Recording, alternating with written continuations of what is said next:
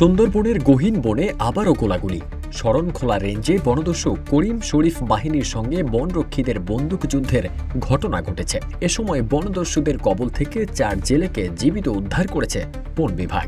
13 মে পূর্ব সুন্দরবনের শরণখোলা রেঞ্জের সিঙ্গারটেক এলাকায় এই অভিযান চালায় বন বিভাগের শেলারজল টহল ফাঁড়ি ও স্মার্ট টিমের সদস্যরা। বন বিভাগ জানায়, নিয়মিত টহলের সময় বনদস্যুদের অবস্থান টের পেয়ে অভিযান শুরু করেন বনরক্ষীরা। এ সময় বনদস্যুরা তাদের লক্ষ্য করে গুলি ছুঁড়লে আত্মরক্ষার্থে পাল্টা গুলি চালান বনকর্মীরা। কিছুক্ষণ গোলাগুলির পর বনদস্যুরা তাদের ব্যবহৃত ট্রলার এবং জিম্মি করে রাখা 4 জেলেকে ফেলে গভীর বনে পালিয়ে যায়।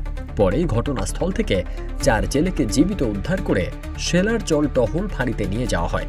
উদ্ধার হওয়া জেলেরা হলেন শরণখোলার মাসুম খান ও মোহাম্মদ হাসান, খুলনার বটিয়াঘাটার নাসিম আলী এবং দাকব উপজেলার ইরাক শেখ। অভিযানে একটি 1 নলা বন্দুক, একটি কার্তুজ ও 2টি ওয়াকিটকি উদ্ধার করা হয়েছে বলে জানিয়েছেন শরণখোলা রেঞ্জের সহকারী বন সংরক্ষক মোহাম্মদ শরীফুল ইসলাম।